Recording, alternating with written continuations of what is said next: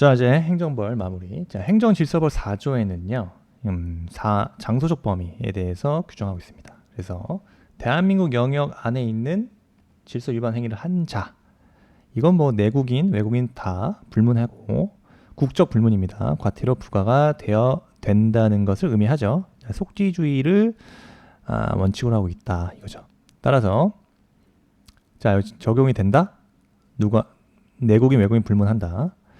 즉 질서 위반 행위 당사자가 관광객 등의 일시적으로 국내에 머무는 외국인이다 라고 하더라도 자, 개별법상의 특별한 규정이 없는 한 행정청 과태료 부과합니다. 당연히 해야겠죠? 그렇죠? 그다음에 당사자인 외국인이 내 주소가 불분명하거나 부가 전 출국한다 그러면 실제 징수가 어렵다. 그래서 별개의 문제다. 그러니까 내지 않고 그 나라로 다른 나라로 떠도 어떻게 부과는 할 수 있지만 실질적으로 징수하는 거는 별개의 문제다 이겁니다. 그리고요, 2항에서 대한민국 영역 밖에서 질서 위반 행위를 한 대한민국 국민에게 적용한다. 속지주의를 원칙으로 하고 1항에서 2항은 역시 속인주의를 적용하고 있다. 누구한테? 대한민국 국민이 대한민국 영역 밖에서 질서 위반 행위를 한 경우에도 과태료 부과가 가능하다. 그래서 이거는 속인주의에 관한 것입니다. 그래서 대한민국 국민이 질서 위반 행위를 한 경우에는 뭐 위치가 중요하지 않다. 행위지가 어딘지 불문하고 질서 위반 행위 규제법이 적용된다 이거죠. 이런 경우는요. 제3항 대한민국 영역 밖에 있는 대한민국 선박 또는 항공기 안에 질서 위반 행위를 한 외국인인 경우 이거 3항에 규정돼 있죠. 이거는 속지주의의 일종인 기국주의죠. 예, 기국주의에 관한 것으로서 우리나라 영토가 아닌 외국을 운항 중인 대한민국 국적의 선박 또는 항공기 내에 발생한 질서 위반 행위에 대하여도 이거는 소위 기국주의, 대한민국 선박과 항공기 아니기 때문에 당연히 내국인인 경우에는 적용을 하지만 속인주의가 적용이 돼서 이런 경우에는 외국인에게도 적용이 된다 이겁니다. 그래서 3항 외국인에게 적용됩니다. 기국주의가 적용이 된다. 그 다음에 과태료 부과 징수 절차요. 그래서 행정청 과태료 부과 시 10일 이상 기간을 당사자에게 의견 제출 기회를 부여해야 된다 이거죠. 그래서 과태료 부과의 제척 기간은 질서 위반 행위가 종료한 날로부터 5년이에요. 종료한 날로부터 5년. 그래서 당사자 이의 제기 시 법원에 통보해서 재판을 받도록 하는 방식을 말한다 이거죠. 그래서 다수인이 질서 위반 행위에 가담한 경우 최종 행위 종료한 날로부터 5년입니다. 자, 이게 뭐냐? 그래서 당사자에게 5일이 아니라 10일 이상의 의견 제출 기회를 부여한다. 자, 이번 절차에 대해서 그림으로 좀 이해하시면 좋습니다. 그래서 행정청이 과태료를 부과하고자 할 때 며칠? 10일. 그래서 사전통지 및 10일 이상의 의견 제출을 할 기회를 부여한 후에 과태료를 서면으로 부과합니다. 부과징수하고 자, 과태료 제척기간이요. 부과의 제척기간은 질서 위반 행위 1. 질서 위반 행위가 종료한 날로부터 5년입니다. 예, 그러면 5년 경과 시 제척기간 경과돼서 그죠? 경과된다. 5년으로 하고요. 과태료 부과에 대해서 여러분 당사자가 이의를 제기하면 이를 누가 행정청이 법원에 통보를 해서 재판을 받도록 하는 방식으로 과태료 부과 징수 절차를 정합니다. 자, 이처럼 행정청의 과태료 부과에 불복하는 당사자는 언제? 과태료 부과 통지를 받은 날로부터 과태료 부과 통지를 받은 날로부터 60일입니다. 60일 이내에 해당 행정청에 서면으로 이의 제기합니다. 서면으로. 그럼 어떻게 된다? 이 과태료 부과 처분은 그 효력을 상실하게 돼요. 그러면 행정청은 이의 제기를 받은 날로부터 약 2주, 약이 아니죠. 14일이네요. 14일 이내에 이에 대한 행정청의 의견과 증빙 서류를 첨부해서 관할 법원에 통보한다 이거죠. 통보한다. 통보를 하게 돼서 과태료 재판을 받으면 되겠죠. 네, 재판을 받도록 하는 방식으로 한다 이겁니다. 그래서 질서 위반 행위 후 그죠? 10일이에요. 10일. 잘 나오죠? 10일 이상 의견 제출 기회를 부여한다. 그 다음에 과태료는 서면으로 부과하고요. 질서 위반 행위 종료일로부터 5년이 경과하면 제척 기간이 경과한다 이거죠. 제척 기간 5년이고요. 그 다음에 불복을 하고 싶다. 과태료 통지를 받은 날로부터 60일 이내 이의 제기로 서면을 하면 그 과태료 부과 처분은 효력이 상실된다. 그 다음 이의 제기를 받은 날로부터 행정청은 14일 이내에 관할 법원에 통보해서 의견과 증빙 서류를 첨부하여 통보해서 관할 법원에서 과태료 재판을 받도록 한다 이겁니다. 됐죠? 요거 그림으로 잘 이해하세요. 됐습니다. 그 다음에 행정벌의 병과죠. 가능하다? 자, 행정질서벌과 행정형벌이요. 형법상 형을 과하는 것이 아니므로 뭐다?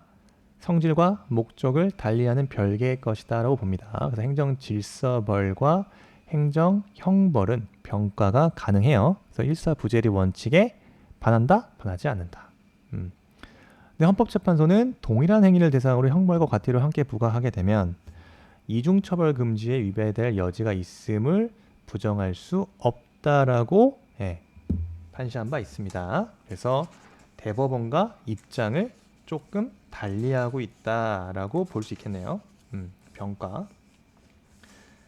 그래서 대법원은 행정질서벌은 형법상의 형을 과하는 것이 아니기 때문에 행정형벌과 병가할 수 있다는 입장이고, 반면에 헌법재판소는 동일한 행위를 대상으로 형벌과 과태료를 함께 부과하면 이중처벌 금지의 기본 정신이 위배될 여지가 있다라는 입장이다. 입장을 좀 달리한다. 알아두시고, 역시 기출문제는 자, 헌법재판소 결정에 따르면 이렇게 나오죠.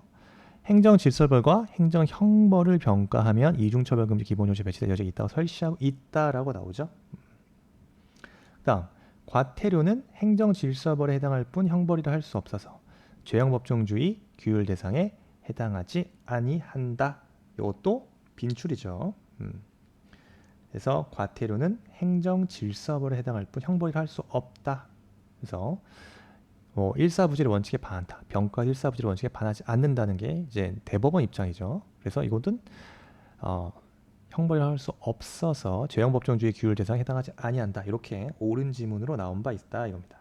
그래서 대법원은 어쨌든 질서버린 과태료의 부과처분과 형사처벌은 성질과 목적을 달리하는 별개의 것이다. 이렇게 이해하고 있다는 거 참고로 알아두셔야 된다. 그 다음에 행정벌과 행정처분이요. 행정벌과 행정처분은 병가 가능하다. 행정벌과 행정질서벌인 경우는 병가가 가능하다. 그리고 행정벌과 과징금이요. 역시 병가가 가능하다까지 정리하시면은 행정벌이 끝나요. 그 다음에 이제 우리 새로운 의무이행 수단 확보 수단, 새로운 의무이행 확보 수단으로서 과징금, 그죠? 과징금 개념을 잘 기억하셔야 된다. 전형적 과징금은 자, 우리 독점 규제 및 공정거래에 관한 법률이죠. 그래서 과징금에 대해서 행정제재금의 형태로 도입이 됐다. 우리 행정기본법에도 이번에 제정이 되면서 과징금 부과에 관한 일반적 기준이 마련이 됐습니다. 그래서 내년 시험에 과징금에 대해서 나올 가능성이 굉장히 높다고 생각합니다. 과징금 잘 정리하셔야 된다. 그 다음에 과징금 중에서도 변형된 과징금이 있죠. 즉 뭐다? 말씀드렸던 인허가 사업에 관한 법률상의 의무 위반이 있음에도 불구하고 소위 공익상 필요에 그 인허가 사업을 취소 정지시키지 않고서 사업을 계속하되 과징금을 부과함으로써 그죠? 영업 정지에 가름하여 사업을 계속함으로써 얻은 이익을 박탈하게 하는 행정제재금인 변형된 과징금에 대한 개념 중요합니다. 이것도 잘 정리해야 되고, 그 다음에 관어사업에 제한 공급 거부 명단 공표에 대해서도 파악을 해 두어야겠죠. 개념 정도로 이해하시고 사례 중심으로 판례 중심으로 정리하시면 됩니다. 관어 사업의 제한 여러분 뭐죠? 이거는 이제 부당결부 금지 원칙과 결부에서 나올 수 있다. 즉 행정상 의무이행 확보를 위해서 의무 위반 사항과 직접적인 관련이 없는 관허, 개별법상의 인허가의 발급의 거부 등을 통해서 행정법상의 의무이행을 확보하는 거죠. 그래서 이거는 부당결부 금지 원칙에 반할 소지가 있다 정도까지 개념상 파악을 하고 계셔야 합니다.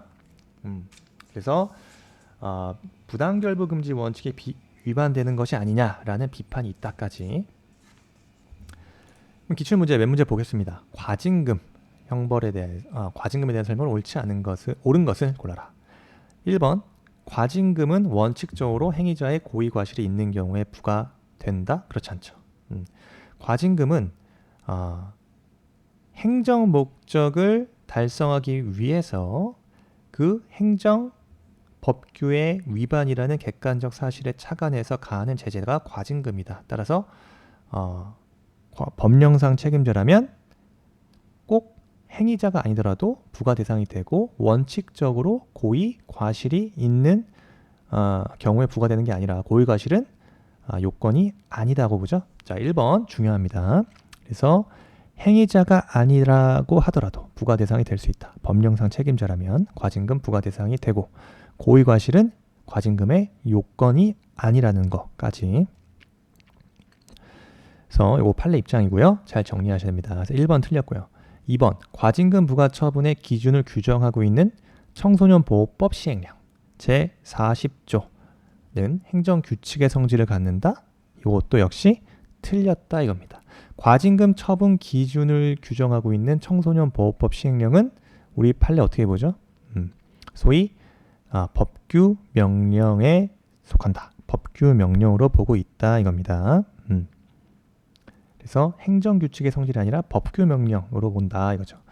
3번 부가관청이 추후에 부가금 산정의 기준이 되는 새로운 자료가 나올 경우 과징 금액이 변경될 수 있다고 유보하면서 과징금을 부과했다면 새로운 자료가 나온 것을 이유로 새로이 부가 처분을 할 수 있다. 역시 이것도 틀린 지문입니다. 그렇게 새로운 자료가 나온 경우 과징금이 변경될 수 있다고 유보한 경우라도 그래도 실제로 추후에 그렇게 새로운 자료가 나왔다고 하더라도 새로운 부가 처분을 할 수 없는 거예요. 따라서 동일한 법령 위반 행위에 대해서 새로운 부가 기준 자료를 발견한 경우 새로 산정한 과징 금액과 당초의 과징 금액의 차액, 새로 산정한 과징 금액과 당초의 과징 금액의 차액을 다시 부과할 수는 없어요. 그래서 3번 지문도 틀린 지문이다 이거죠. 그 다음 4번이 이제 정답이겠죠? 자, 자동차 운수사업 면허 조건을 위한 사업자에 대한 과징금 부과 처분. 자, 과징금 부과 처분은 소위 행정청에게 과징금을 부과할 것인지 혹은 영업과 사업 정지 등을 명할 것인지는 재량이다. 따라서 자, 법이 정한 한도액을 초과하여 위법한 경우 법원은 처분 전부를 취소해야 된다 이거죠. 그래서 과징금 부과 처분이 법이 정한 한도액을 초과해서 위법하게 됐다. 그럼 법원으로서는 자, 그 처분 전부를 취소할 수밖에 없다. 할 수밖에 없고 어떻게? 한도액을 초과한 부분이나 법원이 적정하다고 인정되는 부분을 초과한 부분만을 취소할 수는 없다 이겁니다. 그래서 4번이 옳은 집은 되겠습니다. 그래서 과징금 부과 처분은 재량행위라는 거까지 잘 기억하시고요. 그 다음 자, 행정벌에 대해서 옳은 것을 골라라 이랬어요. 그래서 행정청의 과태료 부과에 불복한 자는 서면으로 이의제기할 수 있으나 이의제기 있더라도 과태료 부과 처분은 그 효력 유지한다. 예, 과태료 문제죠. 자, 기억지문 과태료 부과에 대해서 우리 서면으로 이의 제기할 수 있다 그랬죠? 이의 제기 있더라도 그 효력을 유지하지 않는다고 봤어요. 요거 봤던 기출 문제입니다. 그 다음 니은 범칙금 통고 처분은 항고소송에 대한 행정처분에 해당하지 않는다고 봤죠. 디귿 과징금은 어떠한 경우에도 영업정지에 가름하여 부과할 수 없다. 자, 변형된 과징금 말씀드렸죠.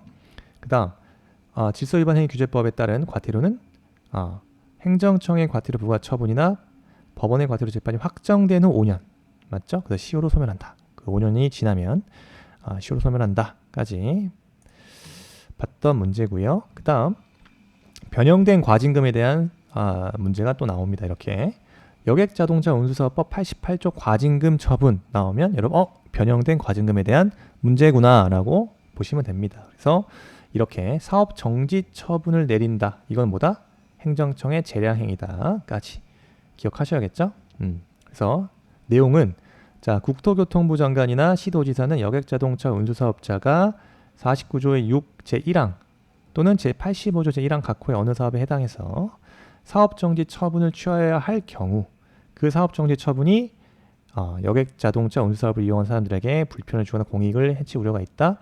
사업정지 처분에 가름해서 여기 밑줄이죠. 사업정지 처분에 가름해서 5천만 원 이하의 과징금 부과 징수할 수 있다. 이게 뭐다? 변형된 과징금이다. 근데 사업정지 처분을 내릴지 과징금을 부과할 것인지는 행정청의 재량행위에 속한다. 2번 옳은 지문이다. 그렇죠. 1번 과징금 부과 처분은 제재적 행정처분이므로 현실적인 행위자가에 부과하여야 하며 틀렸죠. 반드시 현실적인 행위자일 필요가 없다 이겁니다. 즉 법령상 책임자로 규정된 자에게도 부과 가능하다. 그 다음 위반자의 고의과실을 요건으로 하지 않는다고 봤죠. 역시 1번 지문이 나오는 게 나왔고 역시 1번 지문이 틀린 지문이다 이겁니다. 2번 지문 옳은 지문. 3번 지문 행정절차법. 역시 과징금 부과 처분이죠. 처분이기 때문에 행정절차법 적용 대상 맞죠. 4번 과징금은 행정목적 달성을 위해서 행정법규 위반이라는 객관적 사실에 착안하여 부과된다 이거죠. 역시 과징금은 행정목적 달성을 위하여 객관적 사실에 착안하여 가하는 제재 맞죠. 따라서 원칙적으로 자 1번 지문과 연계된 동일한 판례에서 나온 내용이에요. 객관적 사실에 착안해 부과되기 때문에 자 위반자의 고의과실을 요건으로 하지 않는다. 다만 위반자의 의무 혜택을 탓할 수 없는 정당한 사유가 있는 등의 특별한 사정이 있다. 이때는 부과할 수 없다 이거예요. 또 고의과실을 요건으로 하지 않는다. 기억하셔야 되고요. 자 행정행위 설명으로 옳은 것을 골라라. 역시 행정행위에 대해서 변호사 시험 얼마나 어렵게 나오나 봅시다. 자 처분에 관하여 재량이 인정되는 과징금 납부 명령에 대해서 그 명령이 재량권을 일탈하였을 경우 법원으로서는 재량권의 범위 내에서 적정한 과징금 액수를 판단하여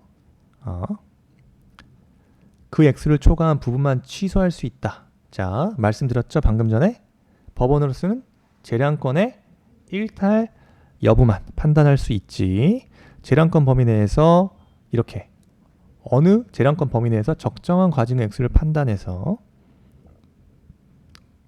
액수를 초과한 부분만 취소할 수 있지 않는 거죠. 즉 어느 정도가 적정한 것인지에 관하여는 판단할 수 없어요. 그래서 그 전부를 취소할 수밖에 없다. 그래서 이 기억 지문 이렇게 나왔고요. 틀린 지문이다 이겁니다. 니은 지문 재량행위에 대한 사법심사를 하는 경우에 법원은 재량에 기한 공익 판단의 여지를 감안하면서 독자적 결론을 도출한 후에 당해 행위에 재량권의 일탈 남용이 있는지 여부를 심사하여야 한다. 자, 어디가 틀렸습니까? 틀렸다. 자, 행정청의 재량에 기한 공익 판단의 여지를 감안하여 독자적 결론을 도출할 필요 없죠. 재량행위 경우는. 그래서 이거는 기속행위인 경우에 그 법규에 대한 기속성으로 말미암아서 법원이 사실 인정과 관련 법규의 해석 적용을 통하여 일정한 결론을 도출할 필요가 있다 이거죠. 그리고 난 다음에 그러한 결론에 비추어서 행정청이 판단의 적법 여부를 독자 입장에서 판정한다. 이게 기속행위 인 경우고, 재량행위인 경우는 우리 행정청의 재량에 기한 공익 판단 여지를 감안하여 법원은 독자의 결론 도출할 것도 없이 당해 행위의 재량권의 일탈과 남용이 있는지 여부를 판단한다 이거예요. 그렇죠? 요 니은 지문도 굉장히 기속행위와 재량행위를 소위 섞어서 냈다 이겁니다. 잘 기억하셔야 됩니다. 니은 지문도 틀렸어요. 그래서 독자적 결론 도출할 필요가 없다 이거죠. 니은도 틀렸다. 또 기억 니은 다 틀렸으니까 정답은 5번 되겠네요. 디귿. 개인 택시 운송사업 면허는 특정인에게 권리나 이익을 부여하는 행정행위로서 법령에 특별한 규정이 없는 한 재량행위다 이거죠. 그리고 그 면허에 필요한 기준 역시 행정청 재량에 속한다는 것이 판례 입장. 리을. 공무원 임용을 한 면접 전형에서 임용 신청자의 능력이나 적격성 등에 대한 판단은 면접위원회 고도의 교양과 학식, 경험에 기초한 자율적 판단에 의존하는 것으로서 재량에 속한다. 재량에 속한다. 됐습니다. 그래서 과징금, 전형적 과징금과 변형된 과징금이 있다. 그래서 변형된 과징금에 있어서는 과징금을 부과하거나 영업정지 처분을 할지 말지는 행정청의 재량에 속한다. 이거예요. 요거 변형된 과징금 잘 나옵니다. 개념. 인허가 사업에 관한 법률상의 의무 위반에 있음에도 불구하고 공익상 필요에 의해서 그 인허가 사업을 취소 정지시키지 않고서 사업을 계속하게 하되 이에 가름하여 사업을 계속함으로써 얻은 이익을 박탈한 행정제재금이다. 병가할 수는 있다 없다? 없죠. 병가할 수는 없으나 이 선택을 할지, 그래서 과징금 부과를 할지 영업정지 처분을 할지는 행정청의 재량이다라고 봐요. 그 다음 이번에 행정기본법 28조와 29조에 이제 과징금에 대한 절차, 일반적인 절차가 제정이 됐다 이겁니다. 28조에 과징금 기준이 규정되어 있습니다. 그래서 행정청은 법령 등에 따른 의무를 위반한 자에 대해서 법률이 정하는 바에 따라 그 행위에 대한 제재로서 과징금 부과할 수 있다라고 나와 있네요. 28조. 그 다음에 다음 각호의 사항을 명확하게 규정하라. 부가 징수에 대한 주체, 사유, 상한. 그 다음에 가상금을 징수하려는 경우 그 사항이에요. 다음 과징금이나 가상금 체납 시 강제 징수를 하려는 경우 그 사항까지. 그래서 28조는 행정법제의 전반에 규정되어 있는 과징금 제도와 관련해서 과징금의 법적인 성격, 그 다음에 법률 유보의 필요성까지 나와 있죠. 1항에. 그리고 법률상 규정사항과 과징금 관련된 일반적 사항을 규정하고 있다 이겁니다. 왜죠? 그 목적이 과징금 관련 제도의 투명성을 제고하자. 그리고 이를 통해서 궁극적으로는 국민의 권익구제를 제고하는 것을 목적으로 한다고 제정 이후에 나와 있습니다. 자, 과징금 28조. 29조에 중요한 조문이 나와 있어요. 29조. 자, 보세요. 29조는 그동안에는 개별법에 과징금에 대한 규정이 산재되어 있었죠. 근데 이제 행정기본법이 제정되면서 과징금 납부 제도에 대한 제도적 틀과 기준이 마련됐다. 따라서 이 규정에서는요, 과징금에 대한 납부 연기와 분할 납부에 관한 규정을 개별법에 두고 있지 아니하는 경우 29조의 적용을 받는다 이겁니다. 즉 29조의 동일한 내용이 규정된 경우에는 이에 관한 규정을 따로 둘 필요가 없고, 개별법 규정이 없더라도 모든 과징금에 대해서 이제는 29조에 따라서 납부 기한의 연기와 분할 납부가 가능하게 됐다 이거예요. 즉 과징금의 납부 기한과 이 분할 납부, 어떻게 나왔냐? 과징금은 원칙적으로 한꺼번에 내야 되는데, 다음과 같은 사항이 있어. 재산이 현저하게 손실을 입은 경우나 중대한 위기에 처한 경우나 자금 사정이 현저히 어려워. 그 다음에 대통령령으로 정하는 사유예요. 이러한 사유가 인정이 되면, 그죠? 과징금 전액을 한꺼번에 내기 어렵다고 인정이 되어서 뭐 할 수 있다? 납부 기한을 연기하거나 분할 납부 할 수 있다 이겁니다. 이 경우 필요하다고 인정되면 담보를 제공하게 할 수도 있겠죠. 그래서 중요합니다. 이제는 개별법에 이 납부기한 연기와 분할 납부에 대한 규정이 없더라도 모든 과징금에 대해서 납부기한 연기 및 분할 납부가 가능해지게 됐습니다. 굉장히 의미가 있죠. 그래서 기존에 자 이런 사례 한번 볼게요. 자, 오락실을 운영하고 있는 A씨가 청소년 이용 불가 게임을 설치하는 등 게임산업법에서 정한 준수사항을 위반해서 이득을 취했고 시청은 영업정지를 대신해 900만 원 과징금을 부과했다. 900만 원. 큰 돈입니다. 그죠? 근데 오락실 운영하는 이 업소가 워낙 영세. 이 900만 원 정도면요. 그죠? 영세한 이제 임대료 빼고 뭐 관리비 빼고 거의 남는 게 없을 수 있다. 근데 뭐 100만 원도 못 가져가 줄 수도 있는데 900만 원을 과징금을 때려버리면 이 영세한 업소는 굉장히 부담된다. 즉 어떻게 돼요? 이를 한꺼번에 납부하게 되면 운영에 막대한 타격을 주어서 더 이상 사업을 계속하기 어려운 상황에 빠진다고 호소합니다. 이에 대해서 과징금을 분할 납부하거나 납부기한 연기할 수 있을까? 개별법에 별도의 과징금 납부기한 연기나 분할 납부에 대한 규정이 없다 이거죠. 이제 이런 사안인 경우에 뭐가 적용됩니까? 행정기본법 제29조의 분할 납부기한 연기와 분할 납부가 가능하게 됐다 이겁니다. 그래서 자 우리나라는 약 171개 법률에서 과징금 제도를 두고 있습니다. 근데 분할 납부나 기한 연기의 허용 여부나 허용되는 경우 사유에 대해서는 규정하고 있지 않아서 혼란이 가중된다.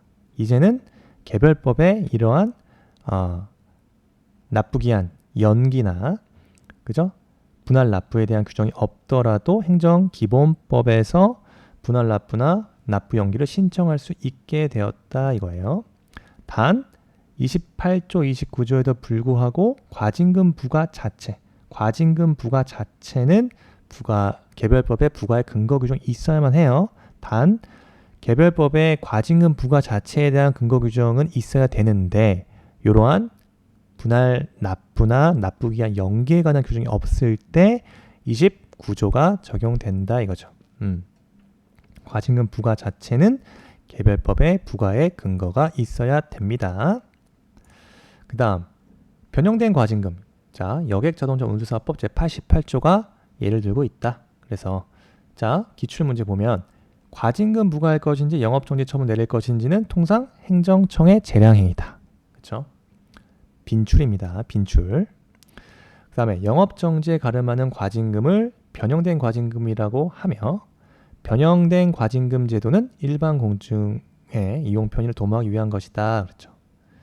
변형 과징금의 1차적 목적은 영업정지 처분을 받는 자에 대한 최소 침해의 수단을 찾는 것이다. 그렇지 않습니다. 저 1번 이 지문이 틀린 지문이죠.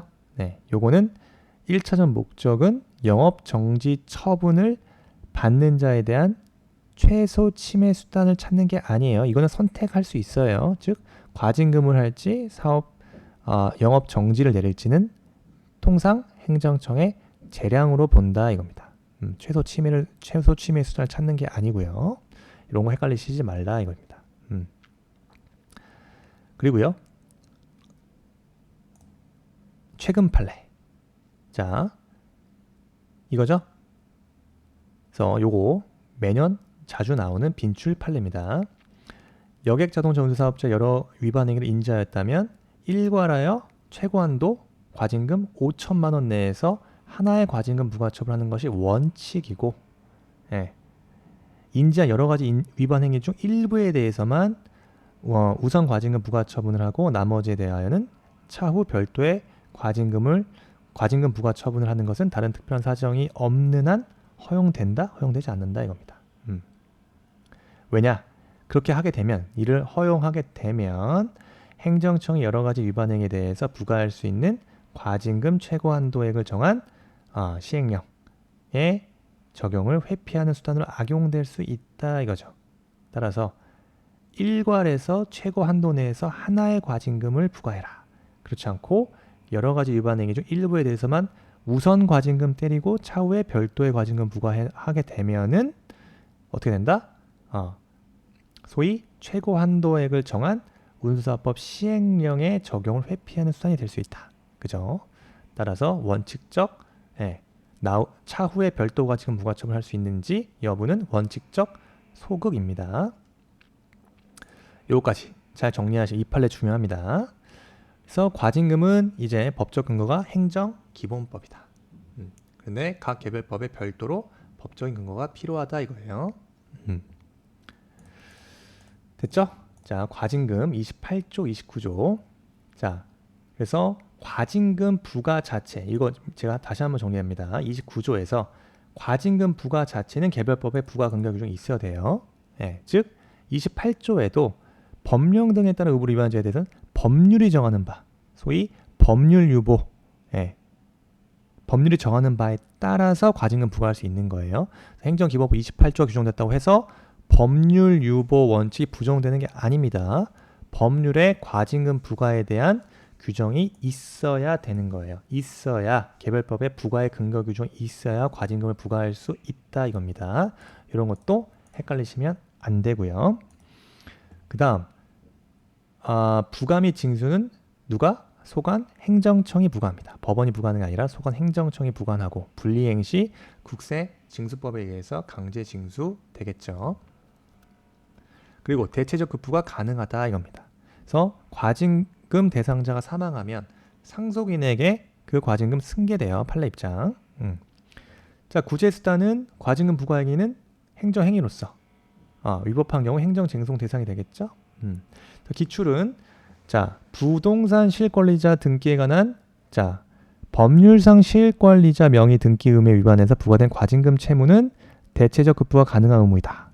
따라서 대체적 급부가 가능한 의무이다. 그래서 과징금 부과받은 자 사망 시 상속인에게 포괄 승계된다. 옳은 입장이죠. 그리고 과징금 부과 처분의 경우 원칙 위반자의 고의과실을 요건으로 하지 않죠. 다만 의무자의 위반의 혜택을 탓할 수 없는 정당한 사유가 있는 특별한 사정이 있는 경우에는 부과할 수 없다 이거죠. 다음에 나머지는 여러분들 비금전적 제재, 관어사업의 제한 이거 한번 보시고요. 다음에 관어사업 제한에서는 행정상 의무이행 확보를 위하여 의무위반 사항과 직접 관련이 없는 개별법상 인허가 발급의 거부 등을 통해서 의무이행을 확보한 수단. 한계죠. 근데 우리 조세체납자의 관어사업 제한을 명시하고 있는 국세징수법 관련 규정은 부당결부금지에 반할 위헌이다라고 보는 것이 판례 입장 아니죠. 비판의 소진이 있습니다. 그 다음에 국세징수법 제12조 비금전적 제재 사업에 대한 허가 등의 제한. 그래서 제1항 국세징수법에 따라서 사업 관련 소득세, 그 다음에 법인세, 부가가치세를 체납했다. 해당 사업의 주무관청에 그 납세자에 대한 허가 등의 갱신과 허가 등의 근거 법률에 따른 신규 허가 등을 하지 아니할 것을 요구할 수 있다 이겁니다. 그래서 여기 중요한 부분이 이 부분이죠. 체납된 조세와 직접 관련이 없는 사업에 대한 인허가를 하더라도 거부 철회 가능하다 이거예요.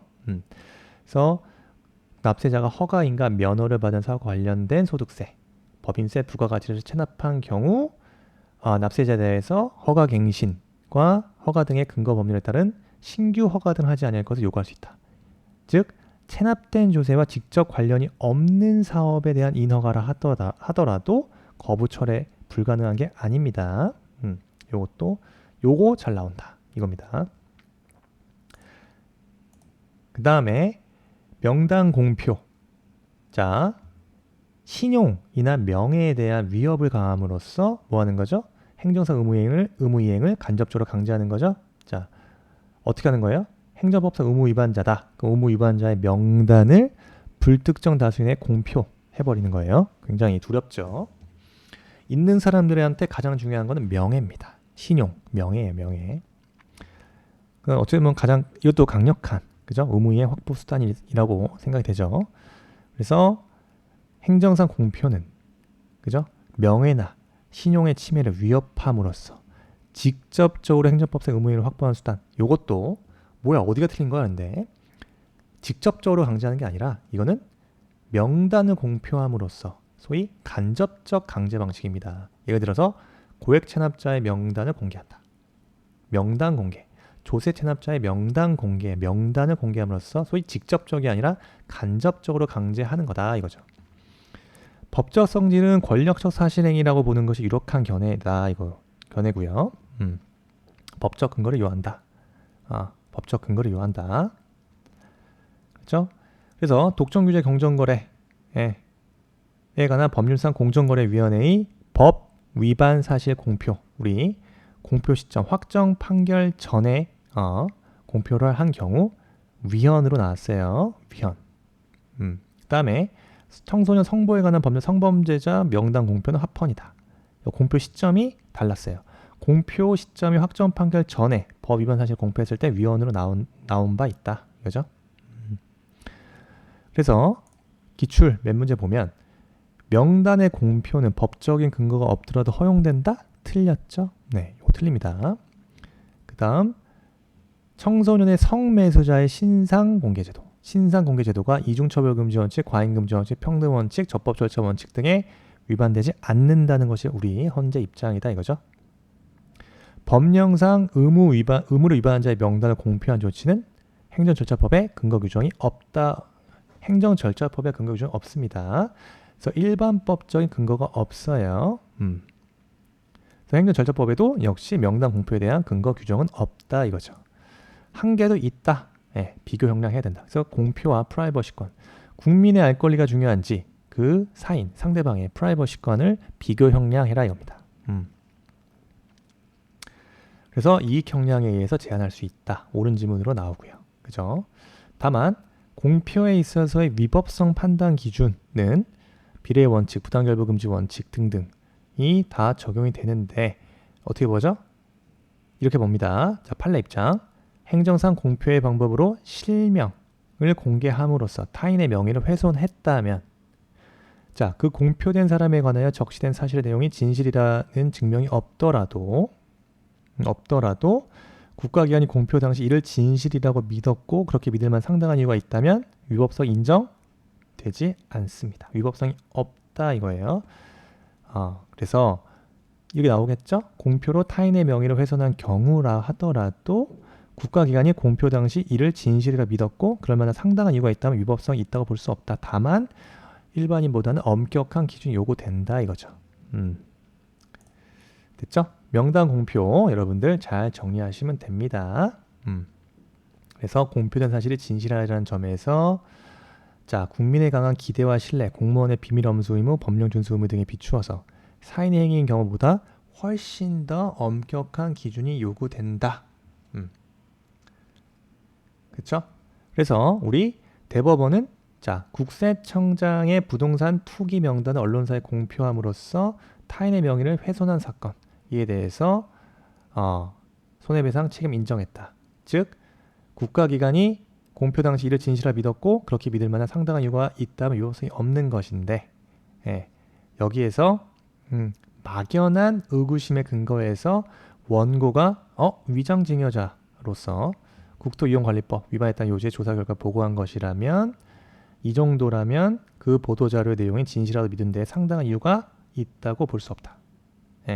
그렇게 믿은 데 상당한 이유가 없다. 따라서 위법성이 인정된다 이거죠. 즉 손해배상 책임을 인정한 사안입니다. 이것도 중요한 사안이에요. 됐죠? 그 다음에 명단 공표에 대해서 구제수단 당연히 비권력적 사실행위로서 이해하는 견해는 아무런 법적 효과가 발생하지 않아서 처분성이 인정되기 곤란하겠죠. 다만 종래 다수설이었지만 최근에는 공권력 행사에 준하는 행정작용으로 이해해서 권력적 사실행위도 형식적 행정의 개념을 도입해서 처분성 인정할 수 있다라고 볼 수 있다 이겁니다. 그래서 명단 공표에서 취소 소송 최근 유력설에 따르면 권력적 사실의 행위에도 형식적 행정 개념을 도입할 수 있어서 처분성을 인정하고자 하는 견해로서 행정장으로 보는 견해가 있다. 최근 유력설입니다. 자, 손해배상 국가배상법상의 공무 직무 행위는 자, 비권력적 사실행위도 포함한다. 따라서 위법한 공표로 권익을 침해받은 자는 국가배상 청구 가능하다 이거죠. 판례에 따르면 위법한 공표에 의해서 명예신용 등이 침해된 경우 행정상 손해배상 청구 소송 제기하여 손해배상 구할 수 없다 하면 틀린 지문이에요. 그다음에 공표가 명예훼손이 되는 경우는 어떻게? 결과 제거 청구권을 통해서 행정청에 대해서 공표된 내용의 정정이나 철회 등의 시정 등을 요구할 수 있겠죠. 그다음에 위법한 공표를 행한 공무원에 대하여는 형법상의 또 피의사실 공표죄라든가 공무원이기 때문에 공무상 비밀누설죄라든가 또 명예훼손죄 등의 문제도 함께 제기될 수 있다 이거죠. 형법상 문제예요. 형사적으로 공무원이 그죠? 위법한 공표를 했다 때 형사상으로도 이런 문제가 있을 수 있다 이겁니다. 됐어요. 이제 행정상 새로 의무이행 확보수단까지는 깔끔하게 정리가 됐고 이 정도 이론아셨으면 여러분 이제 뭐 하셔야 된다? 기출문제 혹은 유사 직렬의 기출문제 쇼토디를 통해서 더 적극적인 자세로 많이 풀어보세요. 그러면 여러분들이 자신감을 얻을 수 있다 이겁니다. 자, 수고 많이 하셨고요.